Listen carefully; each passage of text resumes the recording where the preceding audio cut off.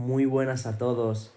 Hoy os traigo 4 aterradoras historias encontradas en Reddit para que las escuchéis mientras hacéis vuestra tarea, jugáis a videojuegos o si sois lo suficientemente valientes para escuchar mientras dormís. Por lo tanto, os aviso que en el vídeo solo se verán imágenes en repetición, en parte porque lo único importante en el vídeo es el audio y por otra parte porque soy un poco vago, la verdad. Así que os recomiendo minimizarlo y centraros en escuchar. Dicho esto, os animo a que me sigáis y comentéis vuestras propias historias de terror. Comenzamos. Escribo esto más por el sentido de desahogarme que por tratar de asustar a alguien. He de decir que vengo de una familia que ha pasado por muchos temas sobrenaturales, ya que me cuentan que mi abuelo materno hizo un pacto, lo cual terminó provocando que nuestra familia quedara ligada a muchas de estas cosas. En mi caso en particular, no me han pasado muchas cosas de forma directa. Por algún motivo, todo ese tipo de experiencias me eluden. Incluso cuando estoy cerca de familiares que se han vivido cosas así, me regañan cuando pregunto por qué a mí no me pasa nada, diciéndome que no es nada divertido y que no es algo que uno debería de buscar. Lo único que me ha pasado de forma directa fue en 3 ocasiones cuando era muy niño. A día de hoy tengo 36 años, quiero aclarar. La primera experiencia, según me han contado mis tías, mi mamá y en su momento mis abuelas, quienes lamentablemente ya no están con nosotros, fue un intento de secuestro por brujas cuando recién había nacido. Hay 2 incidentes específicos que siempre me han causado temor. Por el ¿qué tal si...? La primera vez tenía como 6 meses. En ese entonces mis papás vivían en casa de mi abuela paterna, en un cuarto que le habían hecho en la parte trasera de la casa. La casa de mis abuelos era pequeña, pero el terreno era bastante grande. Mi mamá se despertó asustada porque no me sintió en la cama, ya que solían acostarme en medio de ellos. Y tras esto empezó a gritar: el niño, se han llevado al niño.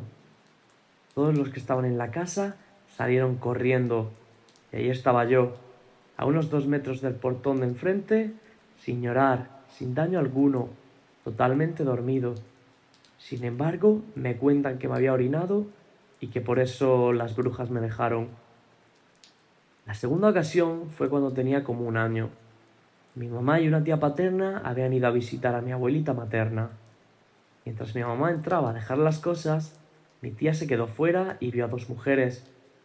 Escribió a una como muy alta y delgada, de casi 2 metros, y a la otra algo más pequeña, de tal vez unos 50, y muy gorda. Ambas vestidas totalmente de negro.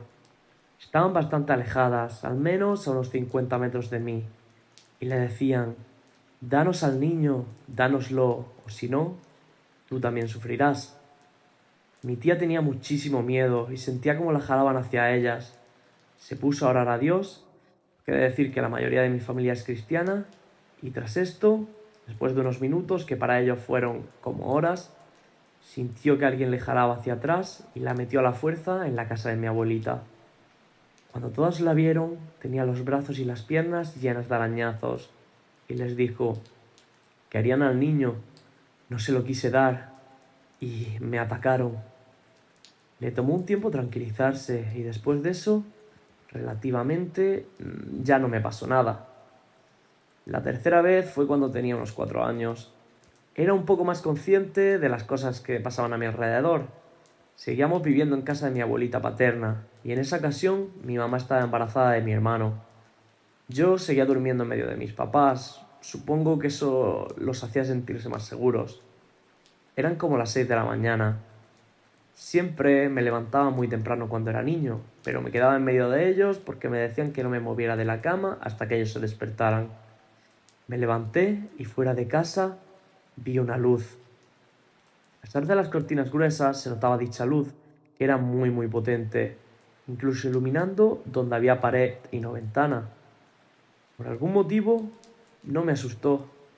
Vi cómo esa luz se posó justo afuera donde estaba mi mamá, cruzó la pared y se puso encima de ella. A pesar de que no vi rasgo específico en la luz, Pude sentir que era como una especie de rostro y vi cómo me miraba a mí, luego a mi hermano, o al menos eso me pareció, y luego otra vez a mí, así en repetidas ocasiones. Tras esto di una vuelta alrededor de la cama y se fue. Nunca tuve miedo, pero sí que fue algo extraño. Tengo muchas más anécdotas, aunque no precisamente mías, sino de mis primos y tíos.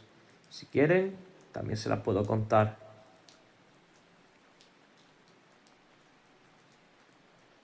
En Colombia, en muchas zonas rurales, es común recurrir a rezos para detener la sangre, curar mordeduras de culebra, calmar dolores u otro tipo de cosas.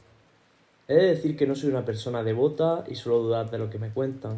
Sin embargo, una vez tuve una experiencia que me hizo cuestionar todas mis creencias. Un día, en una zona montañosa de Colombia, un perro fue mordido por una culebra y se adentró rápidamente en la montaña. Cuando las personas llegaron al lugar donde yo estaba, preguntaron si alguien sabía rezar para este tipo de casos, pero no había nadie. Alguien mencionó que tenía el rezo escrito en una hoja y que solo necesitábamos a alguien que lo recitara. Con curiosidad me ofrecí a hacerlo. Me preguntaron si había tenido relaciones sexuales en los últimos 3 días, a lo cual respondí que no. Me pasaron el rezo y nos fuimos a buscar al perrito.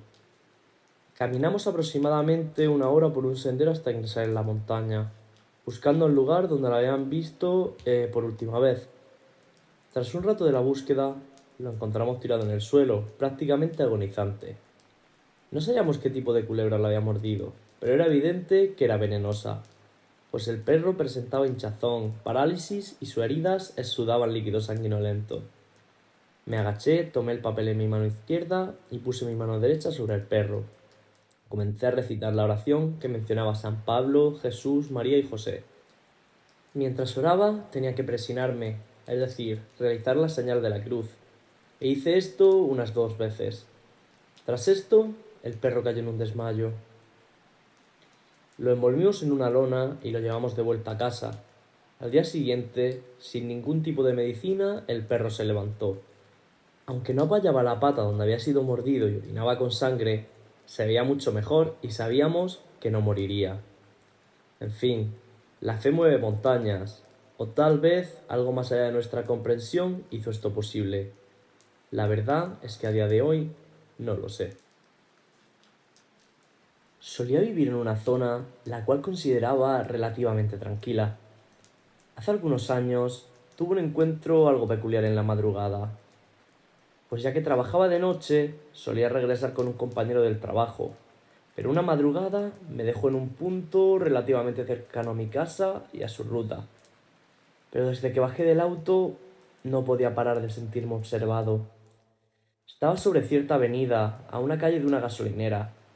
Para llegar a mi casa debía cruzar la avenida y tan solo un par de calles más, una de las cuales tenía un parque. El alumbrado público en estos parques no funcionaba, por lo que la luz más cercana estaba unas calles más adelante, donde había una escuela pequeña con sus propias luces exteriores debido al problema del alumbrado. También estaba la casa de un señor que abría su ventana entre las 5:30 y las 6 a.m. para vender jugos, sándwiches y tortas, pero ese día, no sé por qué, no había abierto tan temprano. Me quedé mirando el parque, sintiendo que algo no paraba de observarme desde la cancha de baloncesto, la cual estaba rodeada de árboles. Entre estos árboles creía ver sombras moviéndose, como si fueran personas con capuchas o sudaderas, ya que no se distinguía el estilo de pelo y las siluetas parecían todas iguales. Pasé unos 30 minutos observando la cancha, viendo cómo las sombras se movían un poco más lejos y ya sin agacharse tanto. En unos minutos más y al poco rato vi encenderse la ventana del señor que vendía los jugos. Con esa pequeña guía de luz me puse las llaves a la mano y con valentía crucé el parque pegado al lado contrario de la cancha. Al llegar a casa, conté lo sucedido a un familiar y me fui a dormir. Me despertaron alarmado, alrededor del mediodía, con una copia de esos periódicos, los cuales le llamaré chismosos. Es decir, estos periódicos locales con notas alarmistas, donde mencionaban que en la cancha había aparecido un cadáver quemado. Debido al grado de combustión, no se sabía todavía si era hombre o mujer. En retrospectiva, pude haberme desviado por algunas calles y pasar por otro lado, pero una parte de mí no quería darle la espalda a esa cancha. Quizás porque me sentía lo suficientemente lejos y seguro para poder correr en caso de que fuese necesario. Adicionalmente, esa misma semana entre mi familia se contó la historia de lo que presencié aquella noche. Aparentemente, un amigo de mi primo lo contó el mismo día que vio cómo quemaban a alguien en la cancha. En su versión, regresaba ebrio de una fiesta y, como ya no había transporte público, decidió dormir en el parque, en el lado contrario al que yo llegué.